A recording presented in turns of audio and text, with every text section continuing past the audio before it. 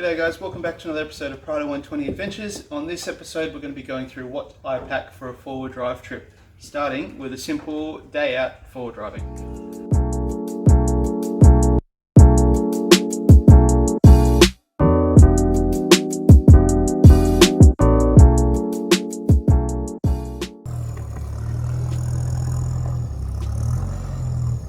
So if you're just heading out for the day with your mates to go out four-wheel driving, or even if you're just heading out by yourself, make sure you've got a few of these things with you as well.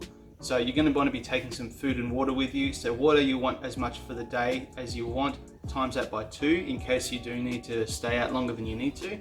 Also bring some spare food with you as well. That might just be cans of beans or spaghetti. I bring a box of muesli bars with me. They are cheap, they last for ages, they're tough to sit in the drawers, and they'll keep you full for a long time if you do need to survive on them. I'd also recommend a good quality first aid kit. So have a first aid kit, know everything that's in there, make sure everything's within its expiry date and that you're comfortable to use everything in your first aid kit as well. For the car, make sure you have a full toolkit ready to go. Again, this may just be basic tools or it may be a more comprehensive kit depending on how confident you are with all the different size nuts and bolts and what's going to go wrong on your car. For me, I take a full toolkit which has got everything I need for changing out anything that's going to break in the car. You're also going to want to have some form of communication as well. So inside the car I have a UHF mounted with a proper aerial on the bull bar. I also carry with me a handheld UHF as well. If you want, you can just get away with just using this because it will talk to in convoys really well. However, I carry both because that's what I prefer to do. Communication is key when you're on the tracks. You're also going to be wanting to change your tyre pressures to suit whatever terrain you're on. This is really important to not only make sure that you don't get bogged, but also to protect the track and make sure you're not cutting it up too much, as well as making a ride a bit nicer as well. So have a way to deflate your tyres. I have a little quick deflator which I use, which works really well, and also have a way to re-inflate them. So have an air compressor with you, make sure it works. You can either have it as a portable unit or you can have it hard mounted in the car. Finally, recovery gear. You're definitely going to need recovery gear whenever you go off-road, even if it's just by yourself or it's with some mates. At a minimum, I would recommend bringing your snatch strap with you. Have that snatch strap so it's rated to the weight of your car.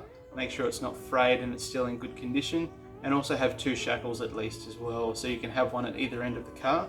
I bring with me 4.7 ton shackles with me because they're rated to the weight of my car.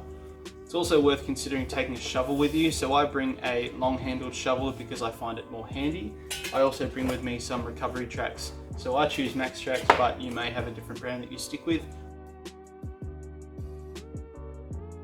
So if you're going to be heading off the grid for more than a day, in addition to what I've mentioned previously, I'd also add a few more things on that list as well. Now everyone's camp setup is going to be personalised to their own tastes, but this is just some general stuff that should be able to jig your memory and hopefully bring that extra little things that you forgot last time. So in terms of recovery gear, I'd be looking at expanding that. So you might be looking at having 2 snatch strap with you. You're going to be adding some more shackles into your kit. If you've got a winch, make sure that's in order, that you have all of your straps ready to go for that. Things like your dampeners and your snatch block. For the car, I make sure I bring a few extra filters with me as well, most notably having an air filter because that's more than likely going to get dirty if you're heading off-road, as well as having a fuel filter there. A lot of cars will be really susceptible to having dirt and water in the fuel. You'll have warning lights go off, it might go into limp mode, so having a fuel filter there spare and knowing how to change it could save your trip. Also for the car, I bring with me some spare fluids, so that's some extra coolant, some spare engine oil, grease.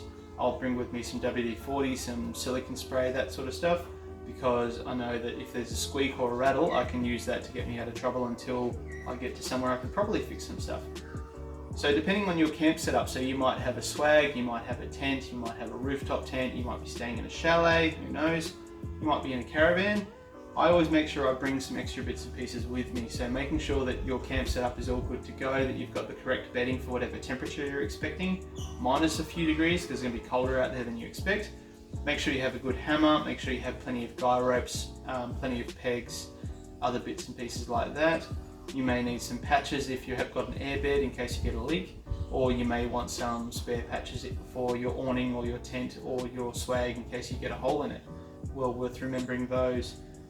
I also bring with me a tyre repair kit. This is just a cheap one I picked up at a servo, which helped me out when I was in a sticky situation.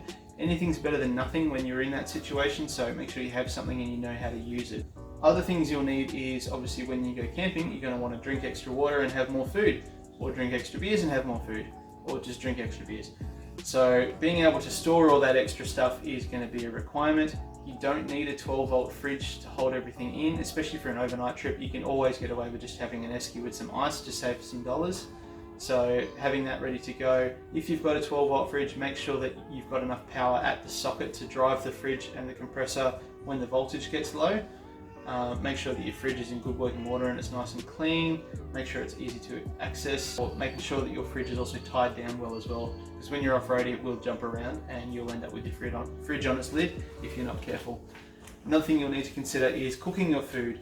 For myself, I use a gas cooker. I've got a Coleman gas cooker that uses propane gas canisters, so I always make sure I have 1+1 just as a spare. Make sure they've got everything ready for cooking, which might include fry pans, might include saucepan, it might include a hot plate, might have some olive oil, it might have some tongs, that sort of stuff. Make sure it's all ready to go, as well as everything you need to eat it. So you might have plates, bowls, cutlery, knives and forks, cups, mugs, that sort of thing. Always bring your tea and coffee, because you'll be very annoyed in the morning if you forget your tea and coffee. Ask me how I know that. Some other little things which have made camping much more comfortable for myself and my wife is bringing some extra paper towel. You will use this more than you realize once you have it with you. It's useful for cleaning up stuff, for lighting fires, for anything. So I always bring a fresh roll whenever we head off-road. Bog roll, self-explanatory. Insect repellent is really handy, especially in places where you get mosquitoes and flies, so I always have a can of that ready to go. Head torches are amazing. Being able to still use your hands while having plenty of light is always very handy, so I always have one of them for myself and whoever else is in the car. Matches. Now these are inexpensive, they can sit in your glove box and they always work. Having a lighter with you is great, but sometimes they don't work or you might lose them. Having matches in the car, they're cheap and they can just sit in the glove box. Nice and easy. Also bring some garbage bags with you as well. So not just for your rubbish, but for any rubbish that you find out on the tracks. Just remember, if you've taken it out bush with you, then you've got the space to take it home with you as well. Don't leave rubbish out there, and always make sure you're picking up extra rubbish as well, because that way we can keep the bush clean, and that way we can always enjoy the bush and go out camping whenever we need to. The last thing I'll mention is having some sort of wet weather gear or cold weather gear with you. The weather can turn very quickly while you're out bush. More often I do it when you're not expecting it. So whenever I head out, I always make sure I have a big comfy jumper with me. Most of you will recognize this jumper. I always wear it when I go out camping and forward driving in winter. Also having a towel with you, so you may need to wash off. It may have been raining and you don't want to go to bed with your head full of water, so bring those sorts of things with you as well.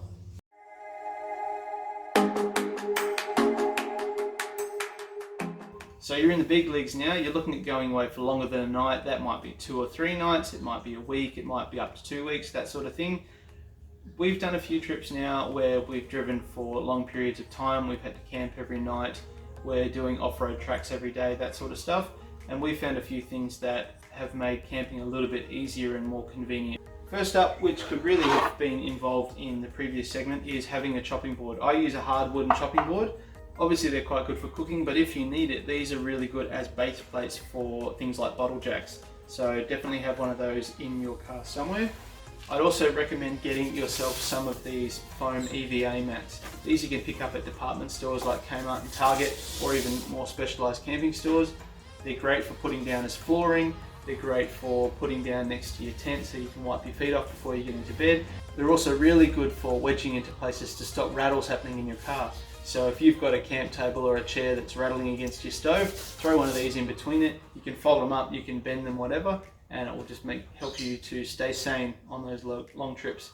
Something else really important to take is a dirty gear bag. So this one's made by MSA.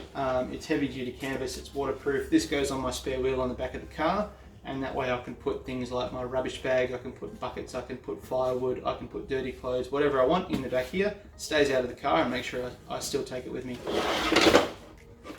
A little luxury that we've found has really helped on the long trips is bringing with you a 12-volt shower. So these ones are really good. They just go in a bucket, has a little pump there, gets plugged into the car, has a shower head, and you can give yourself a shower. You can either have a cold shower or a hot shower depending on your preference. but it's just a little luxury that can help you to have a much better camping experience. So I always take that whenever we're going away camping for more than a night, because I find it really helps. Also stops me from stinking, so the missus won't complain so much. Finally, you should also be thinking about your car and what that needs when you're going away for long periods as well. So if you're going away for extended periods, I'd be bringing more spares with you. They'll be specific to your car and to what you think might break and to what you can actually fix yourself. So for myself with the Prado, I'd probably throw in an extra CV assembly ready to go. I'd have a bunch of extra tools I'd probably bring with me. I'd be looking at maybe bringing a wheel bearing assembly, some extra wheel studs, so I can fix those up if we break some wheel studs while driving. So yeah, things like that. Get to know your car, get to know what breaks, have a look on the internet and search up what spares you should be bringing, and other people will also share their experience with you as well. So I hope those little tips have helped you to improve your camping setup a little bit. If not, let me know in the comments down below of anything that you do in your camping setup which makes it quick and convenient, or if you have any little luxuries as well that you bring with you to keep the missus happy. I'd love to hear them because I'd love to keep her happy a little bit more. So thanks for watching, guys. I'll catch you in the next episode of Prado 120 Adventures. Cheers.